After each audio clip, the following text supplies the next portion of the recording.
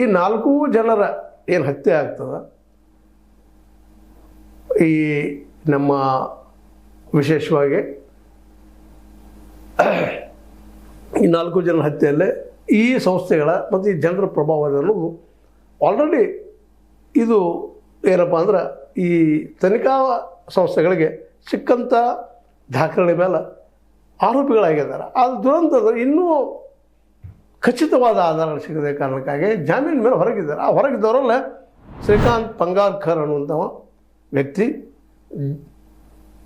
ವಿಶೇಷವಾಗಿ ಜಲ್ನಾ ಪುರಸಭೆ ಮಹಾರಾಷ್ಟ್ರದಲ್ಲೇ ಅಲ್ಲಿ ಇವತ್ತು ಆಯ್ಕೆ ಆಗ್ತಾ ಇದ್ದಾರೆ. ನಾನು ಯಾಕೆ ಈ ಮಾತನ್ನು ರೆಫರ್ ಮಾಡ್ತಾ ಇದ್ದೀನಿ ಇವತ್ತು ಅಂತಂದ್ರೆ, ಈ ಆರೋಪಗಳನ್ನ ಹೊಂದಿದಂಥ ಅನೇಕ ಜನ ಇವತ್ತು ನಿಧಾನಕ್ಕೆ ಅವ್ರು ಒಳ್ಳೆಯವರು ಪ್ರಾಮಾಣಿಕರು ಆಗಲಿ, ಆದರೆ ತಪ್ಪಿತಸ್ಥರು ಶಿಕ್ಷೆ ಆಗಬಾರ್ದು.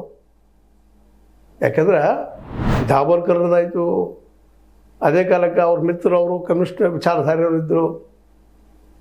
ಆನಂತರ ನಮ್ಮ ಎಂ ಕಲಬುರ್ಗಿ ಅವರು ಒಳ್ಳೆಯ ಸಂಶೋಧಕರು, ನಂತರದಲ್ಲಿ ಒಳ್ಳೆ ದಿಟ್ಟ ಪತ್ರಕರ್ತೆ ನಮ್ಮ ಗೌರಿ ಲಂಕೇಶ್ ಅವರು ಹತ್ಯೆ ಆದಾಗಂತ ಇಡೀ ರಾಷ್ಟ್ರನ ಅದರಲ್ಲೂ ರಾಷ್ಟ್ರದ ಪತ್ರಕರ್ತರೆಲ್ಲ ಕಣ್ಣೀರು ಹರಿಸಿದ್ದೀನಿ, ಸುಳ್ಳಲ್ಲ. ಆದರೆ ಇವತ್ತಿಗೂ ಅವ್ರು ಯಾರು ಅದನ್ನು ಕೊಲೆ ಮಾಡಿದರೋ ಅವ್ರು ಇನ್ನೂ ಶಿಕ್ಷಣ ಆಗ್ತಾಯಿಲ್ಲ. ಹೆಚ್ಚು ಕಡಿಮೆ ಎಲ್ಲರೂ ಇದರಿಂದ ಜೈಲಿನಿಂದ ಹೊರಗೆ ಬಂದುಬಿಟ್ಟಿದ್ದಾರೆ. ಇವತ್ತು ಮೋಸ್ಟ್ಲಿ ಕೇಸ್ ಮುಚ್ಚಿ ಹೋಗ್ತದೇನೋ ಅನ್ನೋಂಥ ಪರಿಸ್ಥಿತಿ ಬಂದು ನಿಂತದ. ಎಂಥ ಸಾಹಸ ಮಾಡಿದ್ಲು ಗೌರಿ ಲಂಕೇಶ್. ಕನ್ನಡದಲ್ಲಿ ಅವ್ರ ತಂದೆ ಲಂಕೇಶ್ ಹೊಸ ವಿಚಾರಧಾರೆಯ ಸಮಾಜವಾದಿ ನೆಲೆಗಟ್ಟಿನಲ್ಲೇ ಸಮಾಜವನ್ನು ಕಟ್ಟುವಂಥ, ಸರ್ವರಿಗೂ ಸಮಬದುಕು ಬರಲಿ ಅಂತ ಬಯಸುವಂಥ, ಅವ್ರ ಧರ್ಮಗಳು ವಿರೋಧ ಮಾಡೇ ಇಲ್ಲ.